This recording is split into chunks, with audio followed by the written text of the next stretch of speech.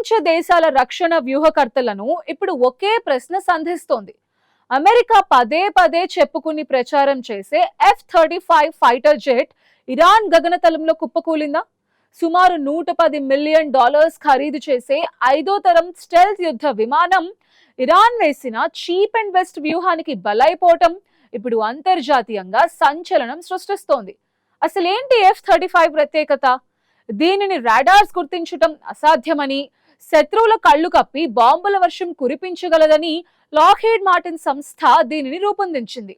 కానీ ఇరాన్ చేసిన తాజా ప్రకటన ప్రకారం ఇప్పటికే 2 F-35 విమానాలను వారు కూల్చివేశారు. మార్చ్ 19న ఒకటి, తాజాగా మరో విమానం నేలకూలటం అమెరికా అతి విశ్వాసానికి దెబ్బ అని విశ్లేషకులు భావిస్తున్నారు. అఫ్ కోర్స్ అమెరికా ఈ ప్రకటనలను ఖండిస్తూ వస్తోంది, అది వేరే విషయం. కానీ ఈ పరిణామాల తర్వాత జరుగుతున్న ప్రచారం కారణంగా కెనడా వంటి దేశాలు కూడా F-35 కొనుగోలుపై పునరాలోచనలో పడ్డాయి. ఒక యుద్ధ విమానం కేవలం కాగితాల మీద టాపర్ గా ఉంటే సరిపోదు, అది యుద్ధ భూమిలో ధీటుగా నిలబడాలి. కానీ ఇరాన్ వంటి దేశం అత్యంత ఖరీదైన ఈ సాంకేతికతను పటాపంచలు చేయడం చూస్తుంటే అమెరికా రక్షణ పరికరాల భద్రతపై అనుమానాలు మొదలయ్యాయి. F-35 అనేది ఒకే సీట్, ఒకే ఇంజిన్ కలిగిన యుద్ధ విమానం. దీని ప్రాట్ అండ్ విట్నీ ఇంజిన్ సుమారు 43,000 పౌండ్ల థ్రస్ట్ ని ఉత్పత్తి చేస్తుంది. ఇది గంటకి 1200 మైళ్ల వేగంతో ప్రయాణించడానికి వీలు కల్పిస్తుంది. దీని టెక్నాలజీ కారణంగా శత్రువులు దీనిని గుర్తించటం, లాక్ చేయటం కష్టమని భావించారు. కానీ ఇరాన్ దీనిని పటాపంచలు చేసింది. కేవలం భుజం మీద పెట్టుకుని ప్రయోగించే మాజద్ అనే మొబైల్ క్షిపణి ద్వారా దానిని కూల్చివేశారన్న ప్రచారం జరుగుతోంది. ప్రస్తుతం ఇంకా యుద్ధం కొనసాగుతూనే ఉన్నందున ఈ జెట్లు ఎలా దెబ్బతిన్నాయనే విషయం పూర్తి స్థాయిలో బయటకు రాదు. యుద్ధ భూమిలో కొన్ని ఊహించని దెబ్బల నేపథ్యంలో F-35 కేవలం కాగితాల మీద మాత్రమే టాపర్ గా మిగిలిపోయే ప్రమాదం కనిపిస్తోంది. రాడార్లకు చిక్కకుండా ప్రయాణించే F-35 ని ఏ టెక్నాలజీలు అంతగా లేని ఇరాన్ ఎలా గుర్తించగలిగింది? ఇక్కడే ఇరాన్ తన పాసివ్ సెన్సార్ టెక్నాలజీని ప్రయోగించింది. సాధారణంగా విమానాలను గుర్తించే రాడార్స్ తరంగాలను పంపిస్తాయి. కానీ ఇరాన్ దీనికి భిన్నంగా మజీద్ అనే ఇన్ఫ్రాస్ట్రక్చర్ ఎలక్ట్రో ఆప్టికల్ సెన్సార్స్ ని యూజ్ చేసింది. ఇవి రాడార్ తరంగాలను రిలీజ్ చేయవు, అందుకే విమానంలోని హెచ్చరిక వ్యవస్థలు వీటిని గుర్తించలేవు. కేవలం విమాన ఇంజిన్స్ నుండి వెలువడే విపరీతమైన వేడిని బట్టి ఇరాన్ క్షిపణులు లక్ష్యాన్ని గుర్తించి వేటాడాయి. అమెరికా విమానాలు తక్కువ ఎత్తులో ప్రయాణిస్తున్నప్పుడు లేదా పైలట్లు అప్రమత్తంగా లేని టైంలో ఈ మసీద్ వ్యవస్థలు అద్భుతంగా పనిచేస్తున్నాయి. F-35లోనే కాదు, F-15 స్ట్రైక్ ఈగిల్, A-10 వార్తాగ్ వంటి విమానాలను కూడా ఇరాన్ ఇలాగే కూల్చివేసింది. ఇరాన్ రాడార్ వ్యవస్థలు ధ్వంసమైనప్పటికీ ఈ ఇన్ఫ్రారెడ్ సెన్సార్స్ హెల్ప్ తో గగనతలాన్ని కాపాడుకోవటం అమెరికాకి ఒక పెద్ద సవాల్గా మారింది. ఇరాన్ స్వదేశీ టెక్నాలజీతో తయారు చేసిన మసీద్ క్షిపణి వ్యవస్థ ఈ దాడుల్లో కీలక పాత్ర పోషించింది. గగనతలంలో తక్కువ ఎత్తులో ప్రయాణించే విమానాలు, హెలికాప్టర్స్, డ్రోన్స్ ను కూల్చివేసేందుకు దీనిని రూపొందించారు. ఇది 8 కిలోమీటర్ల పరిధిలో ఉన్న లక్ష్యాలపై వేగంగా దాడులు చేయగలదు. ఒకేసారి 4 టార్గెట్స్ ని ట్రాక్ చేయగల సామర్థ్యం ఈ క్షిపణి వ్యవస్థకు ఉంటుంది.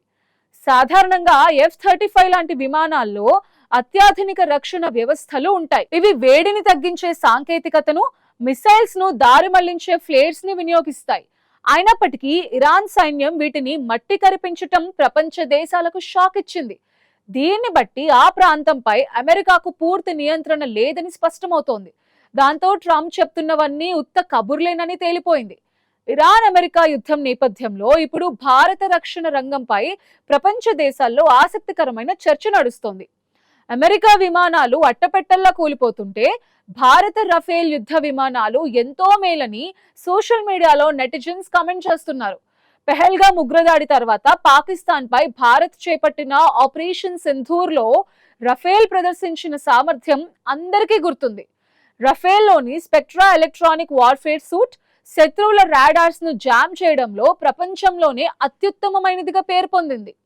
F-35 కేవలం స్టెల్త్ మీద ఆధారపడితే రఫేల్ తన శక్తివంతమైన ఎలక్ట్రానిక్ రక్షణ వ్యవస్థలతో శత్రువులను అయోమయానికి గురి చేయగలదు. దీనికి తోడు భారత్ వద్ద ఉన్న S-400 డిఫెన్స్ సిస్టమ్ కూడా రాడార్స్ కు చిక్కని విమానాలను వేటాడడంలో దిట్టగా చెప్తున్నారు.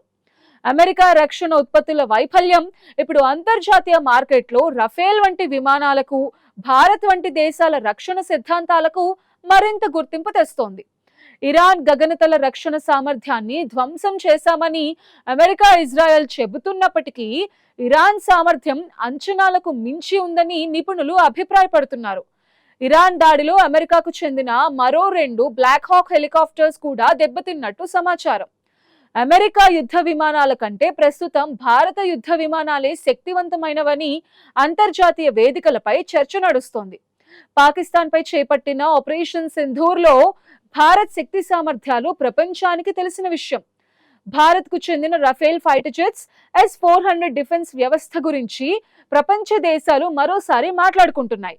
ఇరాన్ యుద్ధం నేపథ్యంలో భారత్ రక్షణ రంగ ఉత్పత్తుల వైపు ప్రపంచ దేశాల చూపు మళ్లుతోంది. కాస్త ఆలస్యంగానైనా అసలు నిజాలు బయటకొస్తున్నాయి. పాకిస్తాన్ చేసిన ప్రాపగండా ప్రచారం ఒట్టిదేనని తేలిపోతోంది. అమెరికా అధ్యక్షుడు డొనాల్డ్ ట్రంప్ గతంలో చేసిన ప్రకటనలు ఇప్పుడు ఆయనకే ఎదురుదెబ్బగా మారాయి. టెహ్రాన్ పని అయిపోయింది, ఇరాన్ గగనతల మాదే అని ఆయన ప్రకటించిన కొద్ది రోజుల్లోనే వరుసగా అమెరికా యుద్ధ విమానాలు, డ్రోన్లు నేలకూలుతున్నాయి. మార్చ్ నుండి ఇప్పటి వరకు ఇరాన్ ఇప్పటికే అనేక ఇజ్రాయెల్ హెర్మెస్ డ్రోన్లను, అమెరికా MQ-9 రీపర్ డ్రోన్లను ధ్వంసం చేసింది. అమెరికా సెంట్రల్ కమాండ్ రిపోర్ట్ ప్రకారం ఇరాన్లోని 12,000 పైగా టార్గెట్స్ పై దాడులు చేసిన ఇరాన్ ఏమాత్రం వెనక్కి తగ్గడం లేదు. అమెరికా మాజీ ఆర్మీ చీఫ్ కూడా ట్రంప్ వ్యాఖ్యలపై అసహనం వ్యక్తం చేశారు. యుద్ధం అంటే కేవలం సంఖ్యల ఆట కాదు, అది క్షేత్రస్థాయిలో ఉండే వ్యూహం. ఇరాన్ తన వద్ద ఉన్న పరిమిత వనరులతోనే అమెరికా అత్యాధునిక సాంకేతికతను సవాల్ చేస్తోంది. A-10 వార్తాగ్ వంటి విమానాలు కువైట్ వద్ద కూలిపోవటం, 2 పైలట్లు గల్లంతవ్వటం అమెరికా రక్షణ రంగంలో ఆందోళన కలిగిస్తోంది. ఈ పరిణామాలు యుద్ధం ముగింపు దశలో లేదని, మరింత ముదిరే అవకాశం ఉందని సూచిస్తున్నాయి. F-35 విమానాలు కూలిపోవడంపై ట్రంప్ షాకింగ్ రియాక్షన్ ఇచ్చారు. తాము యుద్ధంలో ఉన్నామని, ఇలాంటి ఘటనలు తమను మరింత దృఢంగా మారుస్తాయని అన్నారు. అయితే యుద్ధ విమానాలు కూలిపోవడంపై ఆయన ఎక్కువ విషయాలను మీడియాకు వివరించేందుకు నిరాకరించారు. ఎందుకంటే ఆపరేషన్ సింధూర్ టైంలో పాకిస్తాన్ కొమ్ము కాచేందుకు మనల్ని తక్కువ చేసి చూపించారు. కర్మ సిద్ధాంతం ఇలా రివర్స్ అవుతుందని ట్రంప్ ఊహించలేదు. పైగా ఈ ఘటన మామూలు విషయం కాదు. 2003లో అమెరికా ఇరాక్ పై దాడి చేసినప్పుడు అమెరికాకు చెందిన ఫైటర్ జెట్ కుప్పకూలింది. ఆ తర్వాత మళ్ళీ ఇన్నాళ్లకు ఇలాంటి ఘటన జరగటం అమెరికా రక్షణ వ్యవస్థపై నీలినీడలు కమ్ముకునేలా చేస్తోంది. ప్రపంచ దేశాలు పెద్దన్నగా భావించే అమెరికా రక్షణ సామర్థ్యంపై ఇప్పుడు కొత్త అనుమానాలు మొదలయ్యాయి.